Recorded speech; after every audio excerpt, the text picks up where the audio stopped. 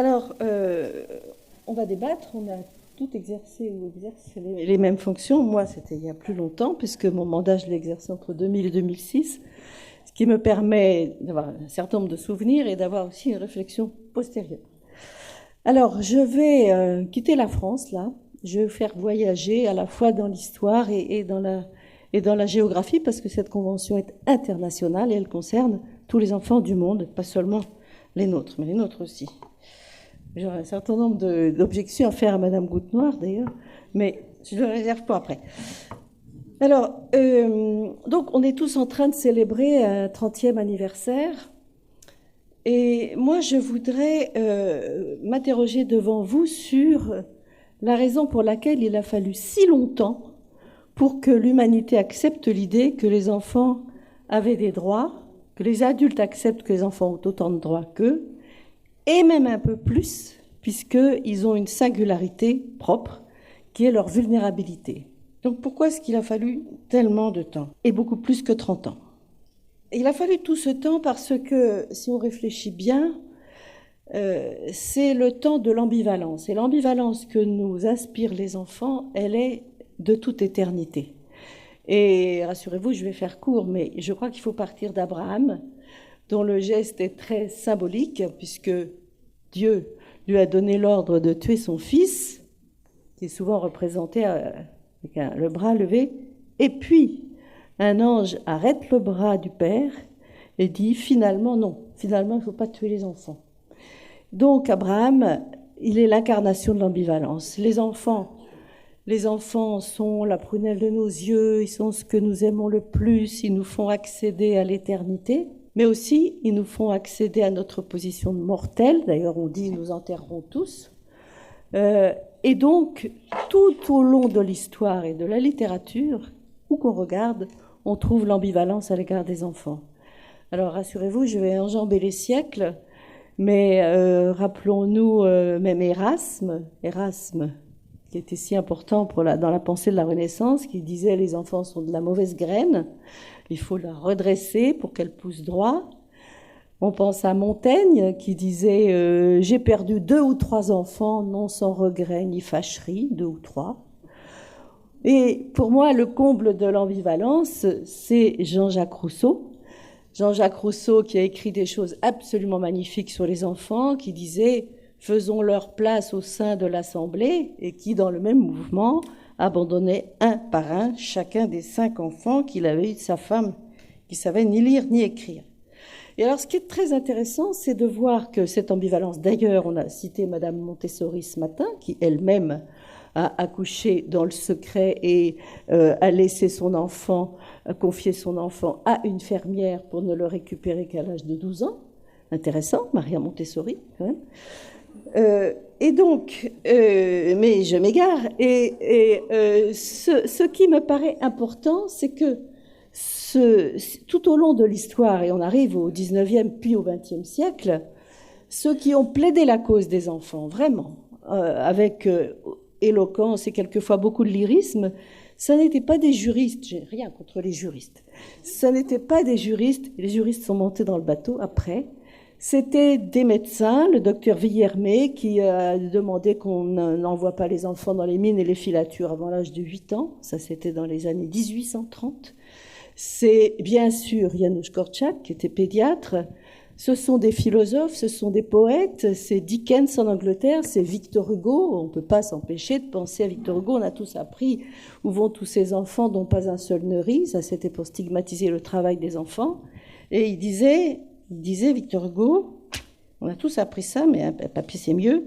Où vont tous ces enfants? Ils travaillent. Travail mauvais, c'est très actuel, qui produit la richesse en créant la misère. Travail qui donne en somme une âme à la machine et la retire à l'homme. Ça, c'est toujours valide. Hein. Vous allez au Bangladesh, c'est toujours comme ça. Alors, ce qui est donc intéressant, c'est de voir qu'il a fallu tout ce temps de maturation jusqu'à la Première Guerre mondiale. Et avant la Première Guerre mondiale, je ne vais pas revenir sur la personne de Korczak dont on a entendu parler ce matin, mais Korczak, qui était donc pédiatre et qui a écrit des livres au titre subversif, Le droit des enfants au respect, ça c'est subversif. Korczak, après la Deuxième Guerre mondiale, donc qui avait donné lieu à des massacres de civils qu'on a oubliés, parce qu'il y en a eu tellement pire après, ça a été tellement pire après qu'on a oublié, mais la guerre de 14 a donné lieu à des massacres de civils, donc d'enfants absolument épouvantables.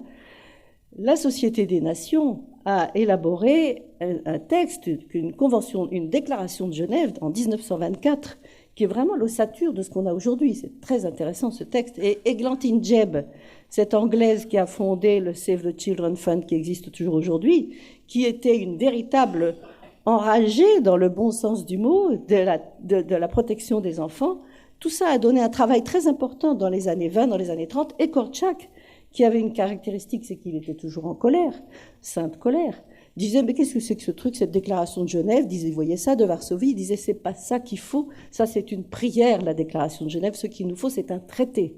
Il l'avait dit, Korczak, il a eu raison, et il est mort dans les conditions qu'on a indiquées ce matin, après avoir écrit un livre que je vous recommande, qui s'appelle Le Journal du Ghetto, qui est un magnifique livre. Alors, arrive la Deuxième Guerre mondiale, avec une succession de massacres dont on n'avait jusqu'à ce moment-là eu aucune idée, et arrive la période post-traumatique des années 45, 46, 47. Alors, c'est très intéressant de voir que les Nations Unies, qui venaient de naître, ont créé l'UNICEF en 46, non pas dans l'optique des droits de l'enfant, mais dans l'optique de l'urgence. D'ailleurs, le U de UNICEF, non, le E de UNICEF veut dire emergency, donc urgence, pour sauver les enfants qui étaient blessés ou dont les parents étaient morts pendant la guerre. Mais on n'était pas dans l'optique des droits de l'enfant. C'est comme si tout le travail de Korczak et de la SDN à ce moment-là avait été oublié.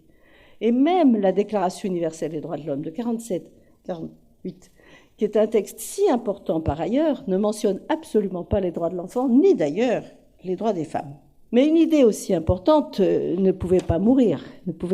Et donc, le travail a repris, les gens comme nous ont repris le flambeau de Korczak et des autres, et de Victor Hugo. Et en 1959, les Nations Unies ont élaboré une déclaration des droits de l'enfant, texte très intéressant, qui dit « L'humanité doit à l'enfance le meilleur d'elle-même », qu'on devrait mettre au fronton de tous les établissements de protection de l'enfance et des écoles. Et ce texte, donc, n'est qu'une déclaration, donc n'est pas contraignant. Il faut encore attendre, c'est toujours des années en neuf. Et l'année 79, très très importante année.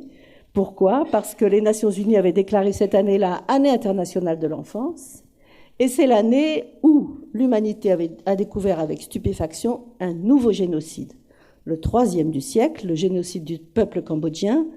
Et cette confrontation entre cette Année internationale de l'enfance et le génocide qui a bouleversé la planète, parce que sur les centaines de milliers de morts, on ne sait même pas encore combien de personnes sont mortes au Cambodge pendant ces 4 années-là, mais probablement plusieurs millions, dont énormément d'enfants.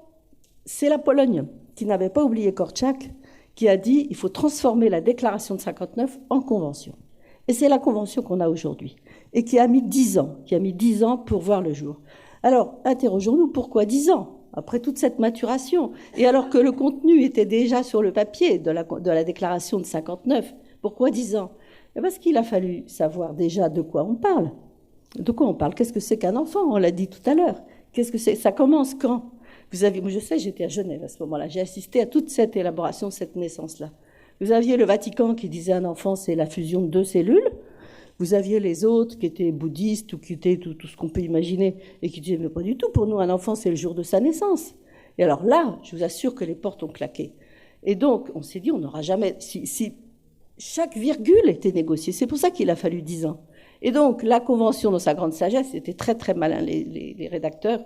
C'était donc à Genève, ça s'est passé.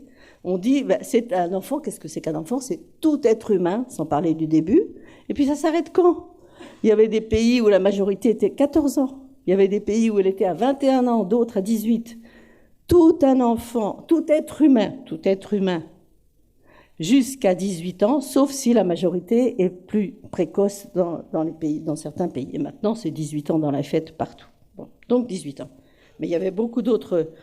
Je ne vais pas m'étendre sur ces 10 ans, parce que ça nous prendrait beaucoup de temps, mais est-ce qu'on peut enrôler des enfants dans les armées ?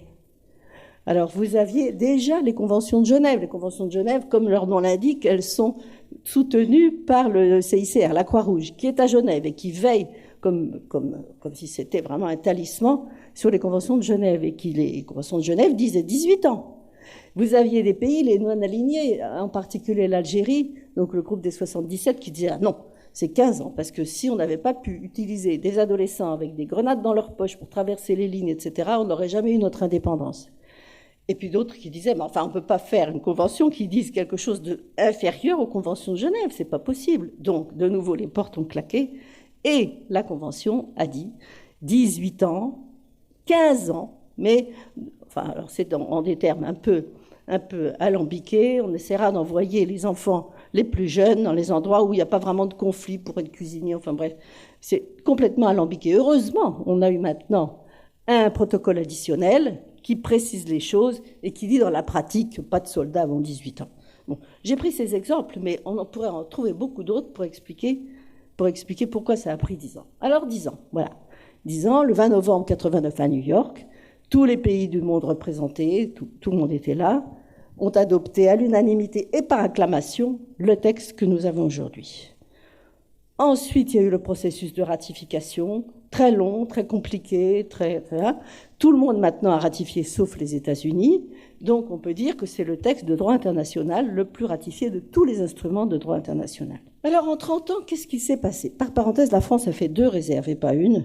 Elle a fait 2 réserves, une sur l'avortement, on ne va pas revenir sur notre législation, droit inhérent à la vie, et une autre sur le fait que la France ne reconnaît pas de minorité ethnique. Elle dit, ou on est français, on a la plénitude des droits, ou on n'est pas français et on n'a pas le droit de vote, et on n'a pas, etc. Donc elle a dit, je ne reconnais pas l'existence de minorités ethniques, ce qui est une position constante de la France à chaque fois qu'elle ratifie un traité. Alors en 30 ans, qu'est-ce qui s'est passé? Il s'est passé d'immenses progrès. Et on ne peut pas dire le contraire parce que ça se voit. Et maintenant, ces jours-ci, on reçoit des quantités de rapports qui émanent d'une quantité d'organisations, l'UNICEF et d'autres, qui montrent que, par exemple, la mortalité des enfants de moins de 5 ans, qui est vraiment le bon marqueur, elle a diminué de moitié en l'espace de 30 ans. Ces progrès ne se sont pas faits simplement grâce à la Convention, ils se sont faits grâce à toute la dynamique politique qui a été entraînée par cette Convention, par les processus de ratification dans chaque pays, par les débats qui ont eu lieu, etc. Donc la mortalité avant 5 ans a une diminution comme jamais dans l'histoire de l'humanité. L'éducation, quand la Convention a été adoptée, il y avait environ 100 millions d'enfants qui n'allaient pas à l'école du tout. Aujourd'hui, on est tombé en dessous de 50 millions, 40 et quelques. Alors, en plus, là où il y a eu des progrès, c'est un peu, pas encore complètement, dans la parité, c'est-à-dire qu'il y a presque autant de filles maintenant qui vont à l'école que les garçons. Maintenant, j'ouvre une parenthèse quand même sur les statistiques. Moi, je me méfie beaucoup des statistiques. Parce que je suis allée une fois, je me souviendrai toute ma vie, c'était au Congo-Kinshasa. J'étais avec des collègues, il pleuvait des cordes, et on voyait des enfants qui allaient tous au même endroit avec une grande boîte de conserve attachée par une ficelle à leur cou, une grosse boîte de conserve vide, et ils allaient vers un endroit où on a compris que c'était une école. C'était une espèce de hangar dans lequel il pleuvait, ils retournaient la boîte de conserve pour s'asseoir dessus, il n'y avait pas un meuble, il n'y avait rien, il y avait un maître qui ne venait que 3 demi-journées par semaine, qui leur faisait la classe en français, langue que les enfants ne parlaient pas, et qui ne venait que 3 fois une demi-journée par semaine. Et je me suis dit, j'ai dit avec les collègues, on s'est dit, ceux-là, ils sont sûrement dans la statistique. Ils sont scolarisés. Qu'est-ce qu'ils apprennent dans une langue qu'ils ne parlent pas et dans ces conditions-là? Alors, méfiance sur les statistiques. Je ferme la parenthèse. En tout cas, le progrès, il existe, on ne peut pas dire le contraire, ne serait-ce que dans la baisse de la mortalité, la baisse de la malnutrition. La malnutrition, c'est un scandale quand même de penser que 800 millions d'êtres humains n'ont pas ce qu'il faut pour grandir et pour vivre, dont la moitié sont des enfants. C'est un scandale, mais c'était pire avant. Voilà, ce qu'on peut dire, c'était même bien pire avant. Alors, est-ce que, pour autant, on peut crier victoire, tous autant qu'on est? La réponse est non, et je ne veux pas être trop longue mais je vais juste vous dire un mot sur la violence. Parce que s'il y a quelque chose contre quoi, à mon avis, aucun progrès n'a été réalisé, c'est dans la lutte contre la violence. Je vais prendre juste un exemple. La violence des conflits armés. On a, en ce moment où nous parlons, 50 millions d'enfants qui sont dans les camps de réfugiés. On a 500 millions d'enfants qui vivent dans des pays en guerre.